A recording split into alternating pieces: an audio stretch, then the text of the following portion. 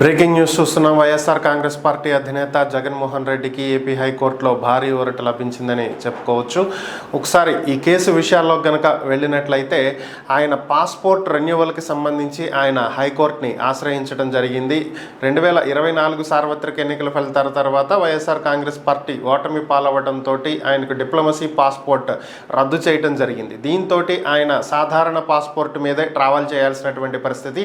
అయితే ఆయన సాధారణ పాస్పోర్ట్ రెన్యువల్కి వచ్చినటువంటి నేపథ్యంలో పాస్పోర్ట్ అధికారులు ప్రజాప్రతినిధుల కోర్టు నుంచి నో అబ్జెక్షన్ లెటర్ తీసుకురావాలని చెప్పి జగన్మోహన్ రెడ్డికి సూచించారు. దీంతో ఆయన ప్రజాప్రతినిధుల కోర్టుని ఆశ్రయించగా 1 సంవత్సరం పాటు రెన్యువల్ చేయాలంటూ పాస్పోర్ట్ అధికారులకు కోర్టు ఆదేశాలు ఇచ్చింది.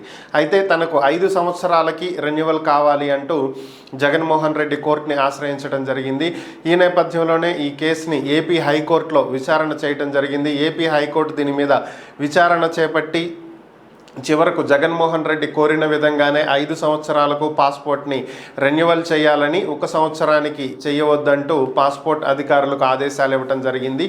ఇక జగన్కి 5 సంవత్సరాలకి పాస్పోర్ట్ రెన్యువల్ కనుక ఈరోజు అప్లై చేసినట్లయితే పాస్పోర్ట్ వచ్చిన తర్వాత ఆయన విదేశాలకు వెళ్ళటానికి అవకాశం ఉంటుంది. ఇప్పటికే ఆయన సెప్టెంబర్ 3 నుంచి 25 వరకు యూకే వెళ్ళటానికి పర్మిషన్ తీసుకుని ఉన్నారు.